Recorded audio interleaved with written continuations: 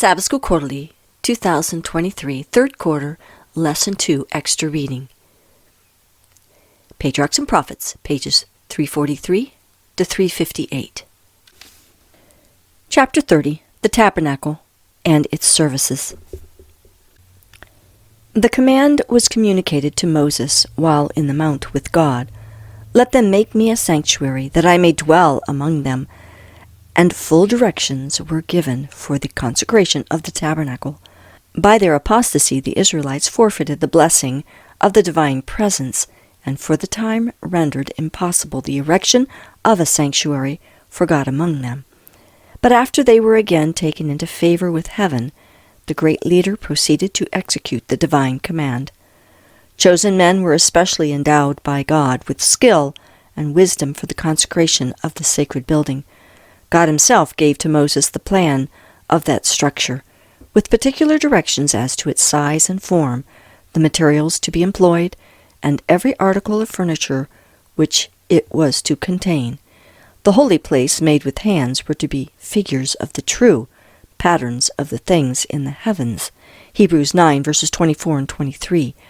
A miniature representation of the heavenly temple where Christ, our great high priest, after offering his life as a sacrifice, was to minister in the sinner's behalf. God presented before Moses in the mount a view of the heavenly sanctuary, and commanded him to make all things according to the pattern shown him. All these directions were carefully recorded by Moses, who communicated them to the leaders of the people.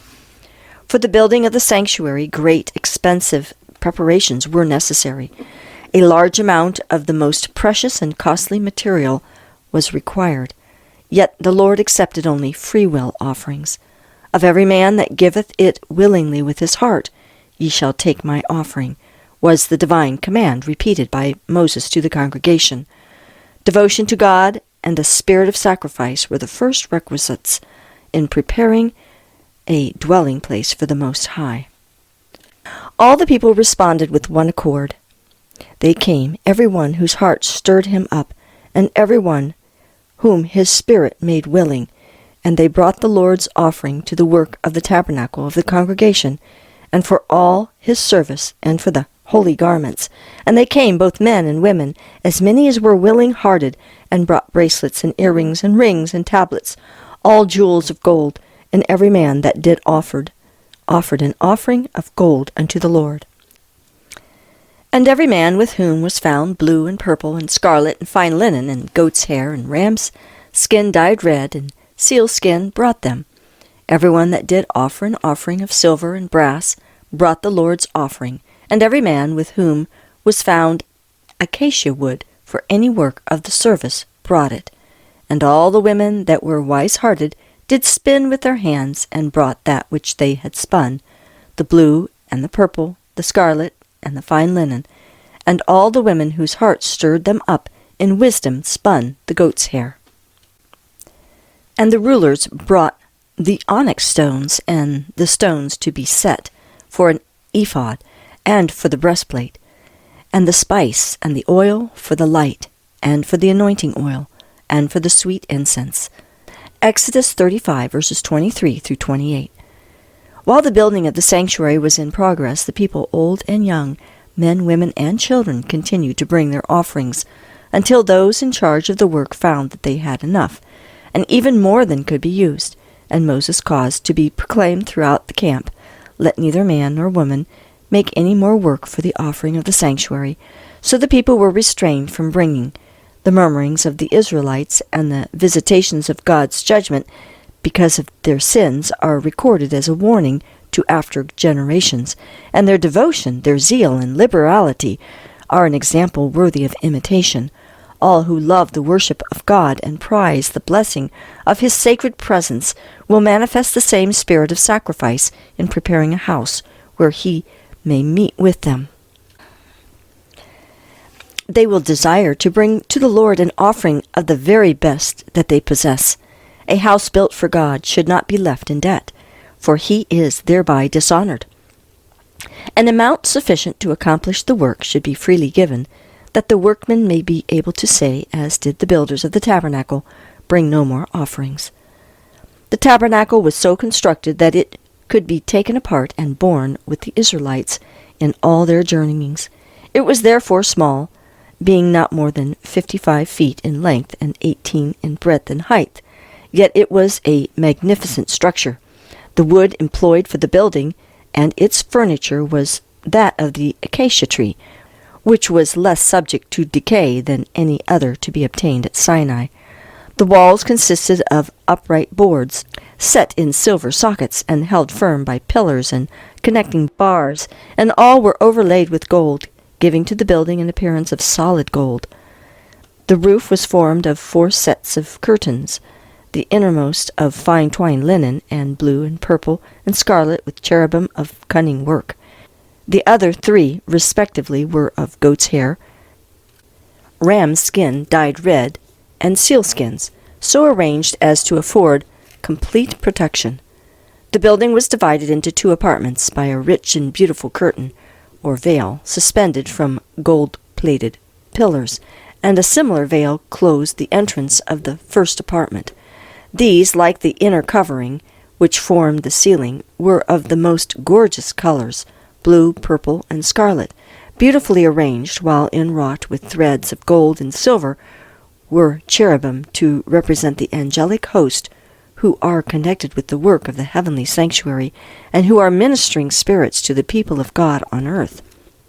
The sacred tent was enclosed in an open space called the court, which was surrounded by hangings or screens of fine linen, suspended from pillars of brass. The entrance to the enclosure was at the eastern end. It was closed by curtains of costly material and beautiful workmanship, though inferior to those of the sanctuary. The hangings of the court being only about half as high as the walls of the tabernacle, the building could be plainly seen by the people without. In the court and nearest the entrance stood the brazen altar and burnt offering.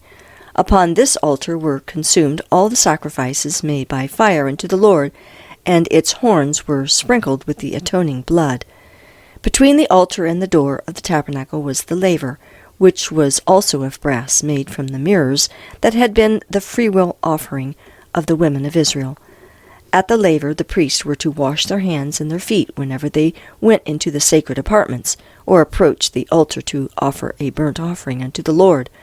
In the first apartment, or holy place, were the table of showbread, the candlestick or lampstand, and the altar of incense.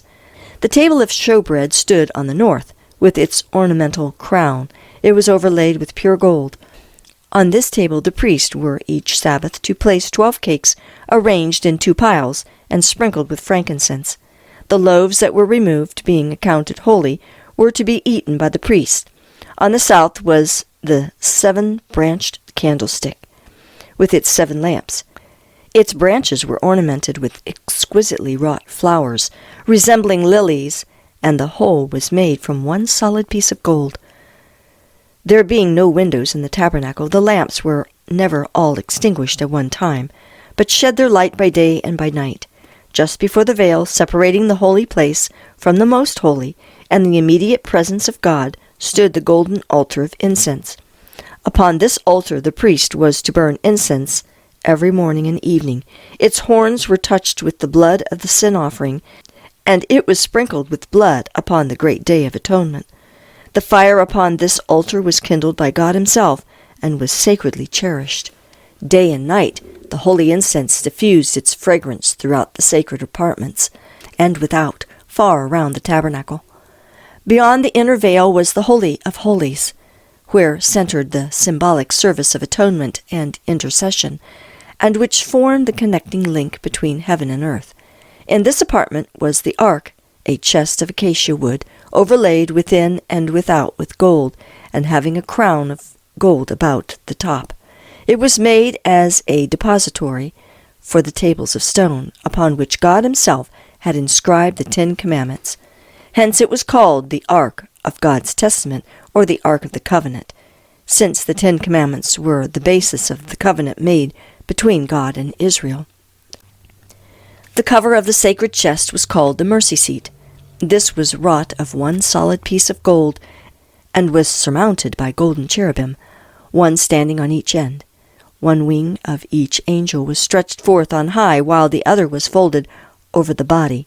See Ezekiel 1 verse 11, in token of reverence and humility. The position of the cherubim, with their faces turned toward each other and looking reverently down toward the ark, represented the reverence with which the heavenly host regard the law of God and their interest in the plan of redemption. Above the mercy seat was the Shekinah, the manifestation of the divine presence, and from between the cherubim God made known his will. Divine messages were sometimes communicated to the high priest by a voice from the cloud. Sometimes a light fell upon the angel at the right to signify approval or acceptance, or a shadow or cloud rested upon the one at the left to reveal disapproval or rejection. The law of God enshrined within the ark was the great rule of righteousness and judgment. That law pronounced death upon the transgressor, but above the law was the mercy seat, upon which the presence of God was revealed, and from which, by virtue of the atonement, pardon was granted to the repentant sinner. Thus, in the work of Christ for our redemption, symbolized by the sanctuary service, mercy and truth are met together, righteousness and peace have kissed each other. Psalm 85 verse 10. No language can describe the glory of the scene presented within the sanctuary. The gold-plated walls reflected the light from the golden candlestick. The brilliant hues of the richly embroidered curtains, with their shining angels, the table, the altar of incense, glittering with gold, beyond the second veil the sacred ark, with its mystic cherubim, and above it the holy Shekinah, the visible manifestation of Jehovah's presence, all but a dim reflection of the glories of the temple of God in heaven, the great center of the work for man's redemption. A period of about half a year was occupied in the building of the tabernacle. When it was completed, Moses examined all the work of the builders, comparing it with the patterns shown him in the mount and the directions he had received from God. As the Lord had commanded, even so had they done it, and Moses blessed them. With eager interest the multitudes of Israel crowded around to look upon the sacred structure. While they were contemplating the scene with reverent satisfaction, the pillar of cloud floated over the sanctuary and, descending, enveloped it. And the glory of the Lord filled the tabernacle. There was a revealing of the divine majesty, and for a time even Moses could not enter. With deep emotion the people beheld the token that the work of their hands was accepted. There were no loud demonstrations of rejoicing. A solemn awe rested upon all. But the gladness of their hearts welled up in tears of joy, and they murmured low, earnest words of gratitude that God had condescended to abide with them. By divine direction, the tribe of Levi was set apart for the service of the sanctuary. In the earliest times, every man was the priest of his own household. In the days of Abraham, the priesthood was regarded as the birthright of the eldest son. Now, instead of the firstborn of all Israel, the Lord accepted the tribe of Levi for the work of the sanctuary. By this signal honor, he manifested his approval of their fidelity, both in adhering to his service and in executing his judgments when Israel apostatized in the worship of the golden calf. The priesthood, however, was restricted to the family of Aaron. Aaron and his sons alone were permitted to minister before the Lord. The rest of the tribe were entrusted with the charge of the tabernacle and its furniture, and they were to attend upon the priest in their ministration, but they were not to sacrifice, to burn incense, or to see the holy things till they were covered. In accordance with their office, the special dress was appointed for the priest. Thou shalt make holy garments for Aaron thy brother, for glory and for beauty, was the divine direction to Moses. The robe of the common priest was of white linen and woven in one piece. It extended nearly to the feet and was confined about the waist by a white linen girdle embroidered in blue, purple, and red. A linen turban, or mitre, completed his outer costume. Moses, at the burning bush, was directed to put off his sandals, for the ground whereon he stood was holy. So the priests were not to enter the sanctuary with shoes upon their feet. Particles of dust cleaving to them would desecrate the holy place. They were to leave their shoes in the court before entering the sanctuary, and also to wash both their hands and their feet before ministering in the tabernacle, or at the altar of burnt offering. Thus was constantly taught the lesson that all defilement must be put away from those who would approach into the presence of God. The garments of the high priest were of costly material and beautiful workmanship befitting his exalted station. In addition to the linen dress of the common priest, he wore a robe of blue, also woven in one piece. Around the skirt it was ornamented with golden bells and pomegranates of blue, purple, and scarlet. Outside of this was the ephod, a shorter garment of gold, blue, purple, scarlet, and white. It was confined by a girdle of the same colors, beautifully wrought. The ephod was sleeveless, and on its gold-embroidered shoulder piece were set 2 onyx stones bearing the names of the 12 tribes of Israel. Over the ephod was the breastplate, the most sacred of the priestly vestments. This was of the same material as the ephod. It was in the form of a square, measuring a span, and was suspended from the shoulders by a cord of blue from golden rings. The border was formed by a variety of precious stones, the same that form the 12 foundations of the city of God. Within the border were 12 stones set in gold, arranged in rows of 4, and like those in the shoulder pieces, engraved with the names of the tribes. The Lord's direction was, Aaron shall bear the names of the children of Israel in the breastplate of judgment upon his heart, when he goeth in unto the holy place for a memorial before the Lord continually. Exodus 28, verse 29. So Christ, the great high priest, pleading his blood before the Father in the sinner's behalf, bears upon his heart the name of every repentant believing soul. Says the psalmist, I am poor and needy, yet the Lord thinketh upon me. Psalm 40, verse 17. At the right and left of the breastplate were 2 large stones of great brilliancy. These were known as the Urim and the Thummim. By them the will of God was made known through the high priest.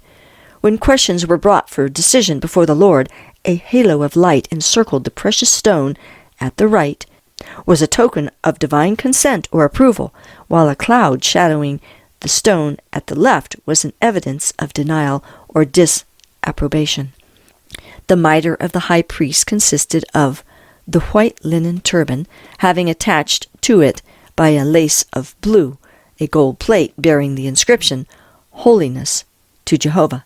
Everything connected with the apparel and deportment of the priest was to be such as to impress the beholder with a sense of the holiness of God, the sacredness of his worship, and the purity required of those who came into his presence. Not only the sanctuary itself, but the ministration of the priest was to serve unto the example and shadow of heavenly things. Hebrews 8, verse 5. Thus it was of great importance. And the Lord, through Moses, gave the most definite and explicit instruction concerning every point of this typical service. The ministration of the sanctuary consisted of 2 divisions, a daily and a yearly service. The daily service was performed at the altar of burnt offering in the court of the tabernacle and in the holy place, while the yearly service was in the most holy. No mortal eye but that of the high priest was to look upon the inner apartment of the sanctuary. Only once a year could the priest enter there, and that after the most careful and solemn preparation. With trembling he went in before God, and the people in reverent silence awaited his return, their hearts uplifted in earnest prayer for the divine blessing. Before the mercy seat the high priest made the atonement for Israel, and in the cloud of glory God met with him. His stay here beyond the accustomed time filled them with fear, lest because their sins or his own had been slain by the glory of the Lord. The daily service consisted of the morning and evening burnt offering, the offering of sweet incense on the golden altar, and the special offering for individual sins. And there were also offerings for Sabbath, new moons, and special feasts.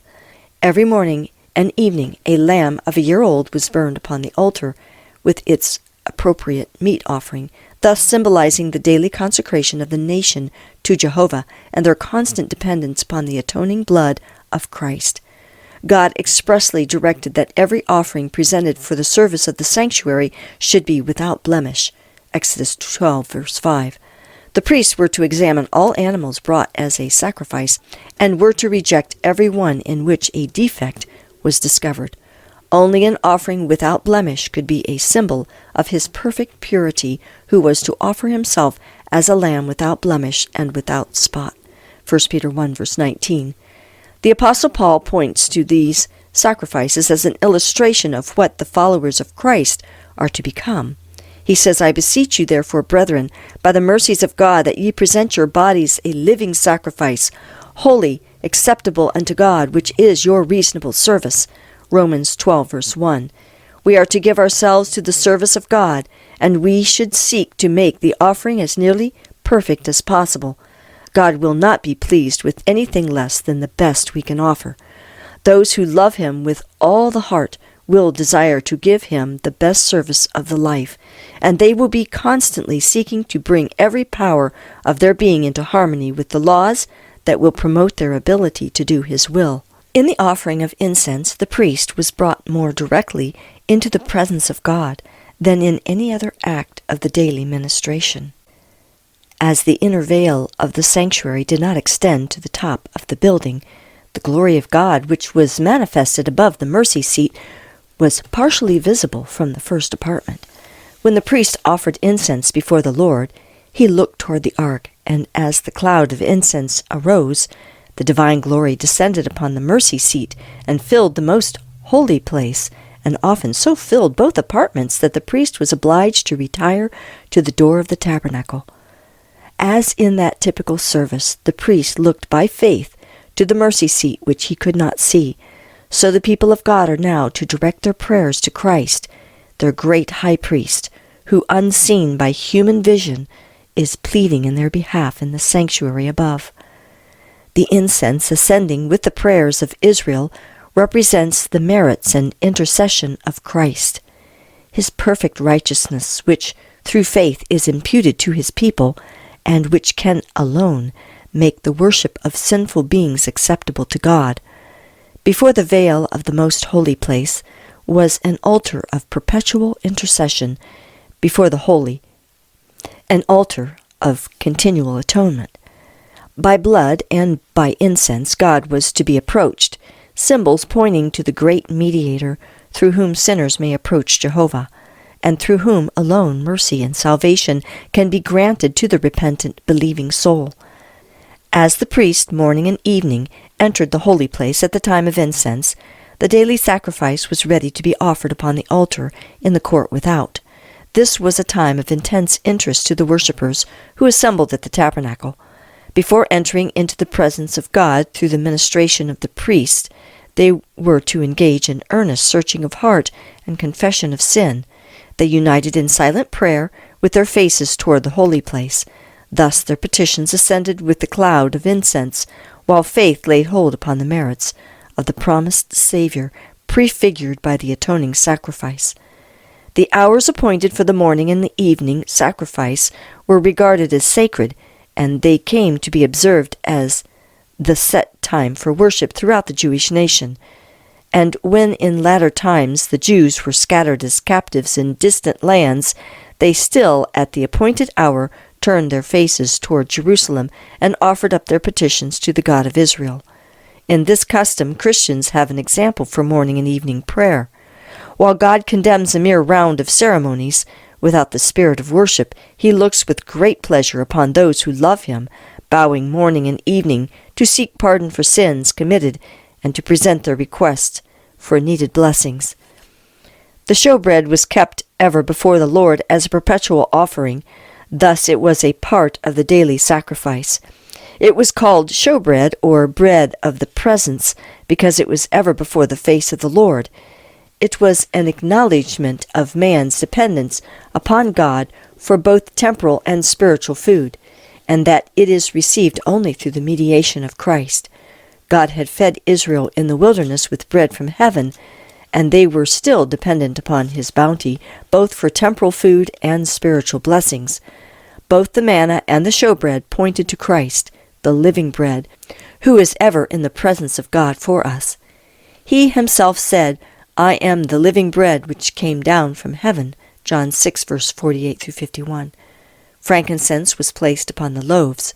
When the bread was removed every Sabbath, to be replaced by fresh loaves, the frankincense was burned upon the altar as a memorial before God. The most important part of the daily ministration was the service performed in behalf of individuals. The repentant sinner brought his offering to the door of the tabernacle, and placing his hand upon the victim's head, confessed his sins, thus in figure transferring them from himself to the innocent sacrifice. By his own hand the animal was then slain, and the blood was carried by the priest into the holy place, and sprinkled before the veil, behind which was the ark containing the law that the sinner had transgressed. By this ceremony the sin was, through the blood, transferred in figure to the sanctuary. In some cases the blood was not taken into the holy place, but the flesh was then to be eaten by the priest, as Moses directed the sons of Aaron, saying, God hath given it to you to bear the iniquity of the congregation. Leviticus 10, verse 17. Both ceremonies alike symbolize the transfer of the sin from the penitent to the sanctuary. Such was the work that went on day by day throughout the year, the sins of Israel being thus transferred to the sanctuary. The holy places were defiled, and a special work became necessary for the removal of the sins. God commanded that an atonement be made for each of the sacred apartments. As for the altar, to cleanse it and hallow it from the uncleanness of the children of Israel. Leviticus 16, verse 19. Once a year, on the great day of atonement, the priest entered the most holy place for the cleansing of the sanctuary. The work there performed completed the yearly round of ministration. On the Day of Atonement, 2 kids of the goats were brought to the door of the tabernacle, and lots were cast upon them, 1 lot for the Lord, and the other lot for the scapegoat. The goat upon which the first lot fell was to be slain as a sin offering for the people, and the priest was to bring his blood within the veil and sprinkle it upon the mercy seat. And he shall make an atonement for the holy place, because of the uncleanness of the children of Israel, and because of their transgressions and all their sins. And so shall he do for the tabernacle of the congregation that remaineth among them in the midst of their uncleanness. And Aaron shall lay both his hands upon the head of the live goat, and confess over him all the iniquities of the children of Israel, and all their transgressions in all their sins, putting them upon the head of the goat, and shall send him away by the hand of a fit man into the wilderness. And the goat shall bear upon him all their iniquities, unto a land not inhabited. Not until the he-goat had been thus sent away did the people regard themselves as freed from the burden of their sins. Every man was to afflict his soul while the work of atonement was going forward. All business was laid aside, and the whole congregation of Israel spent the day in solemn humiliation before God, with prayer, fasting, and deep searching of heart. Important truths concerning the atonement were taught the people by this yearly service. In the sin offerings presented during the year, a substitute had been accepted in the sinner's stead, but the blood of the victim had not made full atonement for the sin. It had only provided a means by which the sin was transferred to the sanctuary. By the offering of blood, the sinner acknowledged the authority of the law, confessed the guilt of his transgression, and expressed his faith in him who was to take away the sin of the world. But he was not entirely released from the condemnation of the law. On the Day of Atonement, the high priest, having taken an offering for the congregation, went into the most holy place with the blood and sprinkled it upon the mercy seat above the tables of the law. Thus the claims of the law, which demanded the life of the sinner, were satisfied. Then, in his character of mediator, the priest took the sins upon himself, and leaving the sanctuary, he bore with him the burden of Israel's guilt. At the door of the tabernacle he laid his hands upon the head of the scapegoat, and confessed over him all the iniquities of the children of Israel, and all their transgressions in all their sins, putting them upon the head of the goat. And as the goat bearing these sins was sent away, they were with him regarded as forever separated from the people. Such was the service performed, unto the example and shadow of heavenly things. Hebrews 8, verse 5. As has been stated, the earthly sanctuary was built by Moses according to the pattern shown him in the mount. It was a figure for the time then present, in which were offered both gifts and sacrifices. Its two holy places were patterns of things in the heavens. Christ, our great high priest, is a minister of the sanctuary and of the true tabernacle, which the Lord pitched, and not man. Hebrews 9, verse 9, 23, and 8, verse 2. As in vision, the Apostle John was granted a view of the temple of God in heaven. He beheld there 7 lamps of fire burning before the throne. He saw an angel having a golden censer, and there was given unto him much incense, that he should offer it with the prayers of all saints upon the golden altar which was before the throne. Revelation 4, verse 5 and 8, verse 3. Here the prophet was permitted to behold the first apartment of the sanctuary in heaven, and he saw there the 7 lamps of fire, and the golden altar represented by the golden candlestick, and the altar of incense in the sanctuary on earth. Again the temple of God was opened, Revelation 11, verse 19, and he looked within the inner veil upon the Holy of Holies. Here he beheld the ark of his testament, Revelation 11:19, represented by the sacred chest constructed by Moses to contain the law of God. Moses made the earthly sanctuary according to the fashion that he had seen. Paul declares that the tabernacle and all the vessels of the ministry, when completed, were the patterns of things in the heavens, Acts 7:44 and Hebrews 9:21 and 23. And John says that he saw the sanctuary in heaven. That sanctuary in which Jesus ministers in our behalf is the great original of which the sanctuary built by Moses was a copy. The heavenly temple, the abiding place of the King of Kings, where thousands ministered unto him, and 10,000 times 10,000 stood before him, Daniel 7, verse 10, that temple filled with the glory of the eternal throne, where seraphim, its shining guardians, veil their faces in adoration. No earthly structure could represent its vastness and its glory. Yet important truths concerning the heavenly sanctuary and the great work therein carried forward for man's redemption were to be taught by the earthly sanctuary and its services. After the ascension, our Savior was to begin his work as our high priest.